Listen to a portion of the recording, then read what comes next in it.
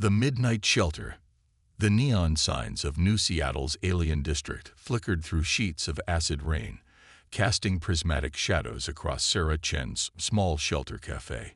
Most humans avoided this sector of the city, especially during the corrosive storm season, but Sarah had built her life here, transforming an abandoned warehouse into a safe haven for those who had nowhere else to go. Tonight's downpour was particularly fierce, the specially treated windows vibrating with each impact. Sarah was just about to close when her atmospheric sensor chimed. Someone had opened the outer airlock. Through the decontamination chamber's window, she saw three figures huddled together, their crystalline forms barely visible through their tattered environmental suits. Crystallines were rare on Earth. The silicon-based species usually avoided humid planets, their translucent bodies more suited to the dry, cold worlds of the outer rim. These three were young, their crystal formations not yet fully developed. Their core lights flickered weakly, a sign of severe distress in their species. "Please," the tallest one transmitted in broken standard, their crystalline form producing subsonic vibrations that the universal translator converted to speech. "Shelter, just until storm passes." Sarah didn't hesitate. She'd seen that look before, the desperate gleam of refugees who'd fled something worse than acid rain. She activated the inner airlock, letting them into the warm, dry interior of her cafe. "Come in. Let's get you dried off before the rain does any more damage." The three crystallines huddled in a corner booth, their forms casting rainbow refractions across the worn plasteel tables. Sarah brought over containers of mineral-rich solution, the crystalline equivalent of a hot drink. "I'm Sarah. This is a safe place." The tallest one's cores brightened slightly. "I am Echo," they transmitted. "These are my clutch mates, Shadow and Prism." The other two remained dim, their cores barely pulsing. "You're injured," Sarah observed, noting the crack patterns across Shadow's lower matrices. The damage looked deliberate, not environmental. Echo's light patterns shifted in what Sarah recognized as anxiety. "We cannot explain, but we need to stay hidden. They are looking for us." Sarah had heard enough stories from other refugees to read between the lines. The Crystalline Confederacy was in the midst of a brutal political purge, with the ruling facets eliminating any potential opposition. These three were probably children of some political target. "You can stay," Sarah said firmly. "I have a basement level with proper mineral beds. It's shielded from standard scans." Relief rippled through their core lights. "We cannot pay," Shadow transmitted weakly. Sarah smiled. "This is a shelter first, cafe second. Rest and heal. We'll figure out the rest later."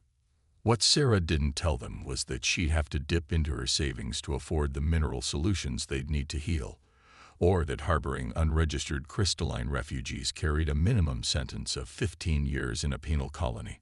Some things were more important than credits or consequences. As she helped them down to the basement shelter, Sarah caught glimpses of high-end tech integrated into their crystal matrices, definitely not ordinary refugees. But she didn't press. Everyone had secrets in the alien district, and sometimes keeping those secrets was the difference between life and death. That night, as she updated her supplies inventory and calculated how long she could sustain three unexpected guests, Sarah watched the news feeds. Reports of dangerous separatist elements within the Crystalline Confederacy scrolled across her screen. Warnings about reporting any suspicious crystalline activity. Rewards offered for information. She shut off the feed and looked down at her basement shelter through the monitor. The three young crystallines had settled into the mineral beds, their cores finally beginning to pulse with a steadier rhythm. They were already starting to regenerate, their damaged crystals slowly knitting back together. Sarah knew she'd just committed herself to something far bigger than offering temporary shelter from a storm. But as she watched her new guests finally falling into healing stasis, she couldn't bring herself to regret it. Sometimes the most important choices weren't choices at all. They were simply the right thing to do. This was just the beginning. Sarah could feel it in her bones, the same way she'd felt it when she'd first opened her shelter cafe. Something big was coming, and these 3 refugees were at the center of it. But for now, they were safe, they were healing, and that was enough. The acid rain continued to pour outside, but inside the shelter cafe, 3 young crystallines slept soundly for the first time in what was probably weeks. Sarah began preparing for tomorrow, knowing that her life had just become infinitely more complicated and infinitely more important. Trust and traditions. 3 weeks after the storm, Sarah's shelter cafe had fallen into a new rhythm. By day, she served her usual customers, a mix of alien laborers, human dock workers, and the occasional corporate suit slumming it in the district. By night, she taught her 3 young crystalline guests about Earth customs while learning about their own. So the light patterns, Sarah said one evening, after closing, watching Echo demonstrate their species' traditional greeting. They're like words. More like. Echo's cores pulsed thoughtfully, sending rainbow cascades across the cafe walls. Like music and color together, each pattern tells a story of who we are, our lineage, our place. Shadow, whose damaged matrices had finally begun to heal properly, moved closer to the table.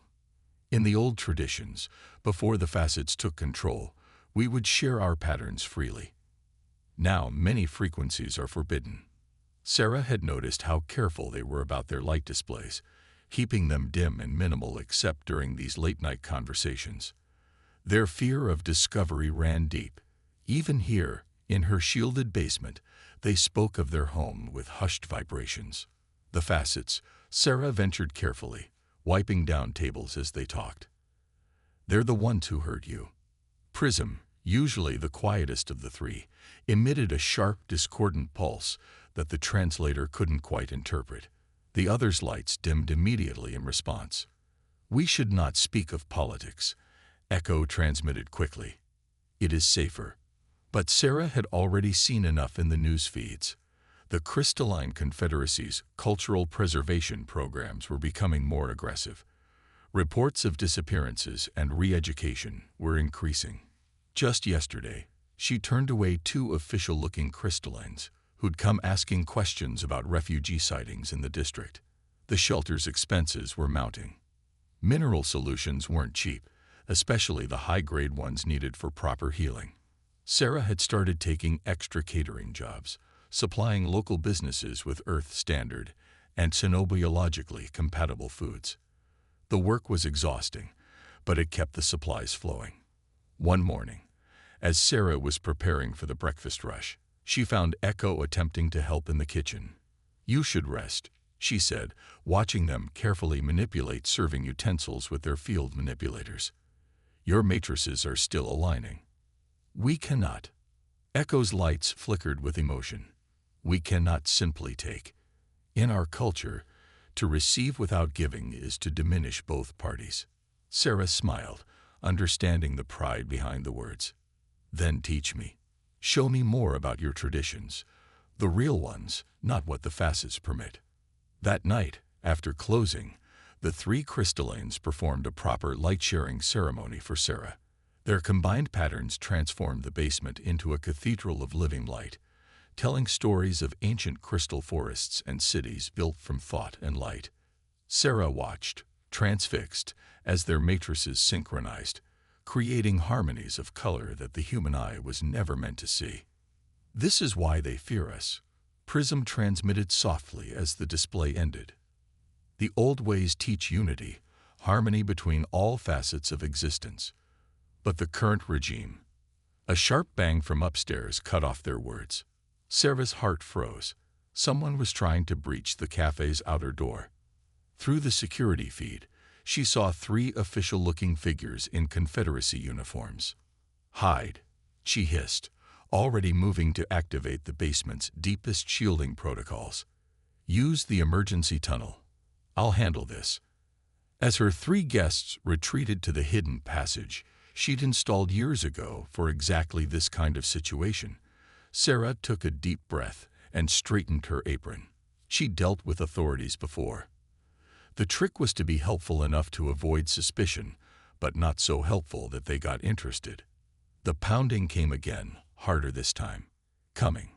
Sarah called cheerfully, her heart pounding. "So sorry, we're closed for cleaning." As she moved to answer the door, Sarah caught a glimpse of herself in the cafe's mirrored wall. In the reflection, the lingering light patterns from the ceremony clung to her like a ghostly aura, beautiful, incriminating evidence of what had just transpired. She quickly grabbed a cleaning rag and smeared it across her face and clothes. If anyone asked, she'd blame it on some spilled bioluminescent drinks. It wouldn't be the first time the cafe's more exotic offerings had left their mark. The pounding continued, and Sarah squared her shoulders. She had 3 young lives depending on her discretion. Whatever came next, she would not let them down. Her hand reached for the door, and she forced her most innocent, confused smile into place. The real performance was about to begin. Breaking points. The Confederacy officers spent 2 hours searching Sarah's cafe. They scanned every corner, tested every surface for crystalline residue, and asked increasingly pointed questions about her business practices. But Sarah had prepared for this. The basement's shielding held, and her permits were impeccable. She'd made sure of that when she first opened the shelter. "You understand." The lead officer's translator rendered his crystalline vibrations into clipped, cold tones. "Harboring separatist elements is a serious offense. The penalties are severe." Sarah wiped her hands on her apron, the picture of concerned innocence. "Officer, the only crystals in this cafe are in my drink cabinet. Would you like to see my inventory license again?" After they finally left, Sarah waited another hour before retrieving her guests from the emergency tunnel. She found them huddled in the maintenance shaft, their cores dimmed to near darkness. "They're gone," she assured them, helping them back into the basement. "But they'll be back. They're not just routine patrol, are they?" Echo's matrix shifted, casting fractured shadows. "We cannot burden you with this knowledge." "The danger is already here," Sarah interrupted. "I'm already involved. Whatever you're running from, I need to know what I'm protecting." The 3 crystallines exchanged complex light patterns too quick for Sarah's translator to catch. Finally, Prism stepped forward, their forms straightening with a dignity Sarah hadn't seen before. "We are the last freeform generation," Prism transmitted. "The Facet's cultural preservation is a lie. They are not preserving our culture. They are rewriting it. Every new generation is now grown in controlled conditions, their matrices pre-programmed with approved thought patterns. Shadow's damaged crystals pulsed with suppressed emotion. Our clutch. We were meant to be the prototypes, the first to undergo forced reformatting. But our progenitor discovered the truth and helped us escape." "Your progenitor?" Sarah asked, though she was beginning to understand why these particular refugees warranted such attention from the authorities. "First Resonator Lyra," Echo transmitted quietly. "The head of crystal engineering for the entire Confederacy. Our progenitor died ensuring our escape." Sarah sat heavily in a chair. She'd seen First Resonator Lyra on news feeds, a towering crystalline whose complex matrix patterns had mesmerized audiences during diplomatic broadcasts. The official story was that Lyra had been lost in a laboratory accident. "The reformatting," Sarah said slowly, "it would affect all future generations." "All of them," Prism confirmed. "No more free thought. No more natural resonance. Every crystalline born would be perfectly aligned with Facet doctrine. We carry the last untainted genetic patterns and proof of what they plan." Sarah's savings account was nearly empty. She'd sold her backup generator last week to buy more mineral solution. The cafe's legitimate customers were starting to ask questions about her obvious exhaustion. And now she learned she was harboring not just refugees, but the key to preventing the genetic enslavement of an entire species. A sharp pain shot through her temple. She'd been getting stress headaches more frequently lately. As she rubbed her forehead, she noticed her hands were shaking. "Sarah." Echo moved closer, their lights dimming with concern. "You have already done too much. We can leave. Find another." "No." The word came out harder than she intended. "No, you're staying. We'll figure something out." But even as she said it, Sarah wasn't sure how much longer they could continue like this. The authorities would return with better scanners. Her resources were running dry. And she was so tired. That night, after her guests had settled into their mineral beds, Sarah sat at her terminal reviewing her accounts. The numbers blurred before her eyes.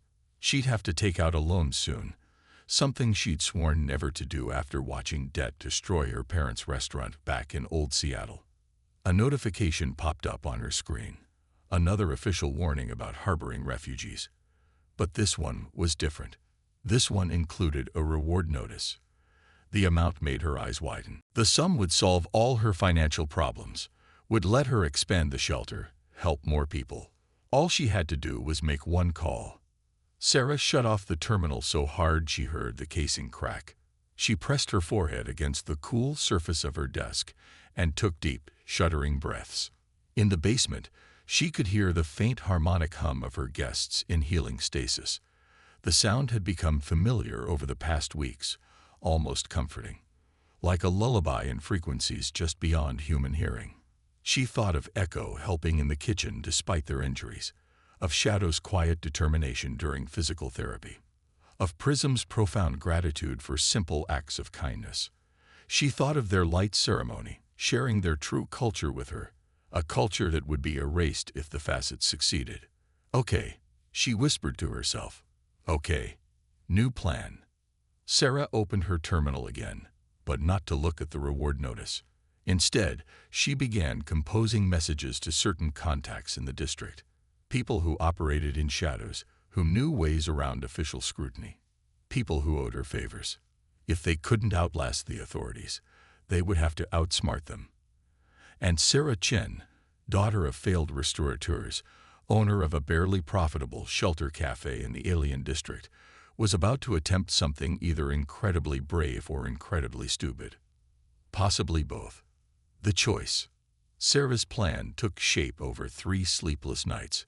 Her cafe became a hub of whispered conversations and encrypted messages. Old debts were called in, favors requested, and promises made. The alien district had its own economy of secrets and trust, and Sarah had been building her credit in that economy for years. You want to what? Zixna, her arthropodian-produced supplier, clicked their mandibles in disbelief during a late-night meeting. Sarah, smuggling extra mineral solution is one thing, but this is necessary. Sarah finished. She slid a data crystal across the table. Your cousin still works maintenance on the orbital elevators, right? But before Zixna could respond, Sarah's security system pinged. Through the cafe's windows, she saw a sleek government transport settling into the street outside.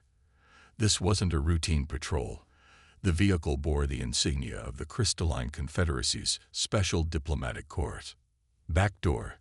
Sarah hissed to Zixna. Tell everyone the timetable just moved up. The diplomatic transport's doors opened with a soft hiss, disgorging not the expected enforcement officers, but a single towering crystalline figure. Their matrix patterns were complex and precisely ordered. A high-ranking official then. The kind who didn't usually dirty themselves with refugee hunts in the alien district. Sarah's hands were steady as she opened the cafe door. Years of serving difficult customers had taught her how to smile while her heart hammered.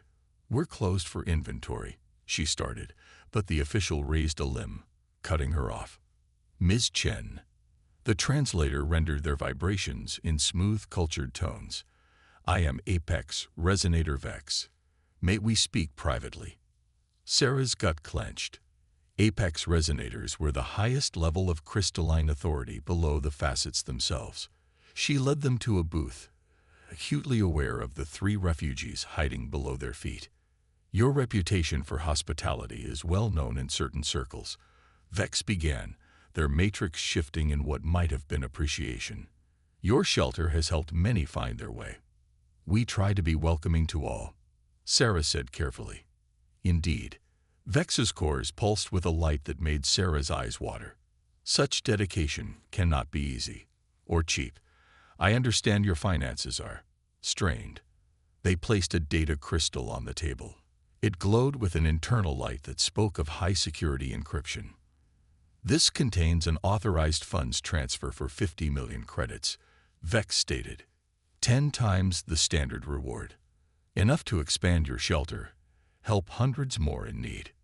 Sarah stared at the crystal. The amount was staggering. She could feel its weight across the table, heavier than any gem. "All we require," Vex continued, "is information about 3 specific young ones. They are important to the Confederacy's future. Their safe return is our highest priority." "Return." Sarah's voice was barely a whisper. "They will be treated well," Vex assured her. "Reformed, yes, but not harmed. Their genetic patterns are vital to our species' evolution. Surely you understand. The needs of an entire civilization must outweigh the desires of 3 confused younglings." Sarah thought of Echo's earnest attempts to help in the kitchen, of Shadow's quiet stories about their home world, of Prism's light patterns during their cultural ceremonies, so full of life and individual beauty. She thought of her empty accounts, her mounting debts, all the others she could help with such resources. Then she thought of First Resonator Lyra, who had died protecting the right of future generations to think freely. Sarah reached for the data crystal, saw Vex's matrix brighten with satisfaction. She picked it up, feeling its weight, its promise of solution to all her problems. Then she dropped it into her cup of steaming coffee. The crystal sputtered and died as the liquid destroyed its circuitry. Vex's matrix flashed with patterns too rapid for the translator to process. "I'm afraid I can't help you," Sarah said, her voice finding its strength. "And I'll need to ask you to leave. We really are closed for inventory." Vex rose to their full height, towering over Sarah. "You cannot protect them forever. The facets cannot be denied. And when we find them, and we will find them, your shelter will be closed, your assets seized, your future ended." Sarah stood her ground. "Maybe. But right now, you're trespassing, and I have customers waiting." After Vex left, Sarah sank into a chair, her legs finally allowing themselves to shake. Through the floor, she felt the faint resonance of her hidden guests, their harmonics carrying tones of concern. She activated her comm unit. "Zixna. Tell everyone we move tonight. No more waiting." She'd just turned down more money than she'd see in 10 lifetimes. She'd openly defied one of the most powerful beings in the crystalline confederacy. Her careful plan would now have to be executed in hours rather than days. And somehow, she felt lighter than she had in weeks. Sarah began her closing routine, but with subtle differences. Extra packages hidden in the trash. Security cameras carefully adjusted. Messages sent through channels that would be scrubbed within hours. Tonight, she would risk everything on a plan that had too many variables, too many possible failure points. But as she worked, she hummed an old Earth tune, one her father used to sing in their family restaurant. Sometimes the right path is the one where you lose everything except what matters most. Legacy of kindness. The alien district never truly slept, but the hour before dawn brought a special kind of quiet. Sarah moved through her cafe's morning routine as if it were any other day. The only unusual elements were the 3 delivery containers in her kitchen, each large enough to hold catering supplies, or yum crystallines in emergency stasis. Her comm unit buzzed. A message from Zixna. Elevator maintenance schedule updated. Window opens in 30 minutes. Sarah took a deep breath and headed to the basement. Echo, Shadow, and Prism waited beside their mineral beds, cores dimmed to near darkness. "The containers will be uncomfortable," she told them, "but they'll mask your energy signatures once you're on the elevator." The cafe's proximity alarm shrieked. Sarah rushed to the security feed and felt her heart stop. 3 government transports had sealed off both ends of the street. Enforcement officers were already deploying, and at their center stood the unmistakable form of Apex Resonator Vex. "They're here," Sarah said, fighting to keep her voice steady. "They must have been watching, waiting for us to move." She activated her emergency protocols. buying them precious minutes as security barriers engage. Sarah, Echo's transmission carried harmonics of despair. You must surrender us. Tell them we forced you to help us. Perhaps they will show mercy. No, Sarah was already moving, pulling up floor panels to reveal her shelter's oldest secret, a maintenance tunnel from the city's early days, ancient and supposedly sealed. The original plan is blown, but I didn't survive 10 years in the alien district without backup options. She handed each of them an environmental suit modified to dampen crystalline signatures. The tunnel leads to the old subway system. My friend Krillix will meet you at Junction 23. They can still get you to the elevator, just differently. You cannot stay, Prism protested. They will arrest you, or worse. Above, they heard the first impacts as enforcement officers began breaching the outer barriers. Sarah smiled, an expression of determined calm she didn't entirely feel. Someone has to stay and clean up the breakfast dishes. Besides, she pulled out a small data crystal. I kept copies of everything.